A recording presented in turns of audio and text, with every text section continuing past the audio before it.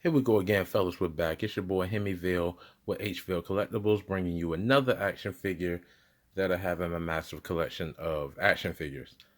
Today we're gonna be looking at the Suicide Squad's Harley Quinn. Now, the Suicide Squad Harley Quinn is from the Suicide Squad movie that came out. I don't know if it was last year or the year before. This 2019 right now. I think it came out in 2017. I'm not sure. Don't quote me on it. But this is her in the box. I'm not going to do a whole big long box review. This is how she looks in the box.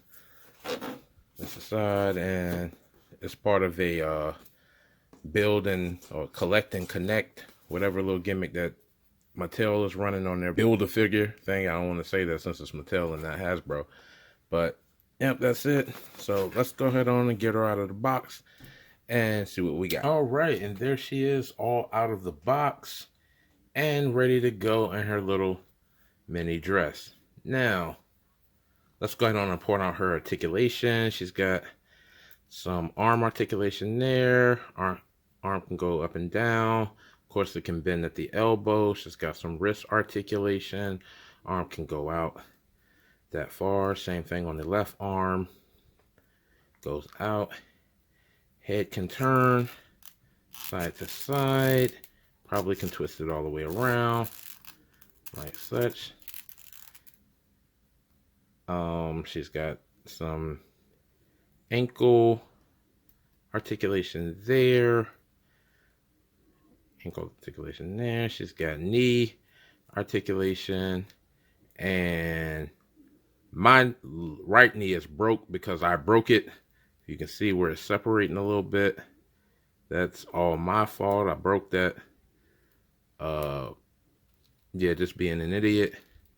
So be very careful. This figure is actually pretty brittle. Well, it's not that it's real brittle. It's just don't roughhouse it. And she's got some waist articulation. Legs can go out about that far. Of course, movement is being impeded by the mini dress. You can hear it crunching. You know, it's that tight mini dress.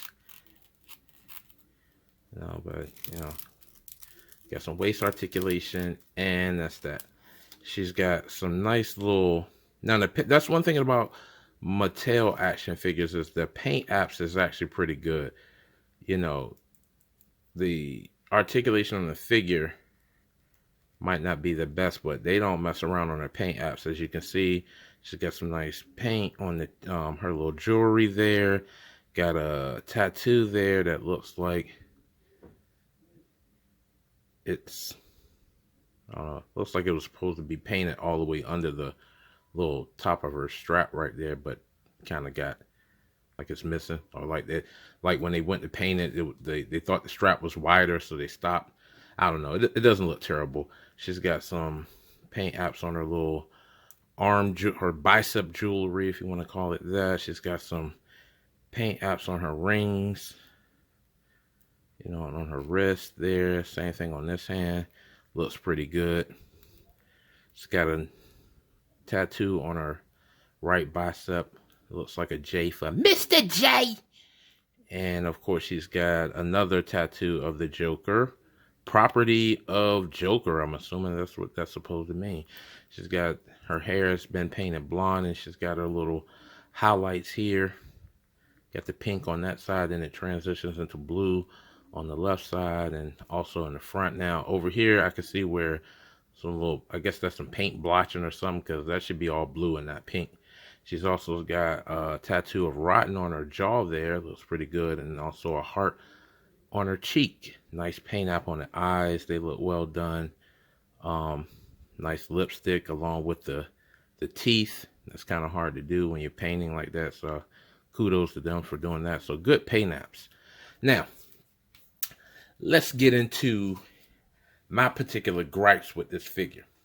First of all, I knew going into buying this figure that this wasn't going to be a very, very fun figure. It was more of a novelty figure to get.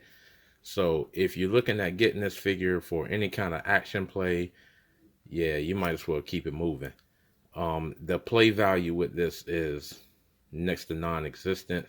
And due to the amount of the lack of articulation in certain areas. I didn't pardon. She just has some thigh articulation there, but due to the lack of articulation in certain areas, and also the mini dress itself, you're not getting any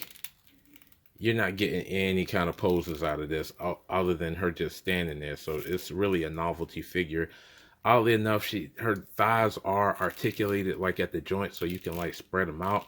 I mean, I don't know why you would want to do that besides doing some under the skirt. I'm sorry, let me keep it PG-13. But yeah, other than that, man, you're not really getting much out of this Harley Quinn. So, you know, if I had to rate this figure on a scale of 1 to 10, I'm giving it a solid 2. I mean, well, no, I'll give it a 3, because at least she got hands that could actually hold an item. You know, like if you had a gun, you know, that would have been cool. She should have came. I'll get into that on another topic. I was gonna say she should have came with some kind of accessories.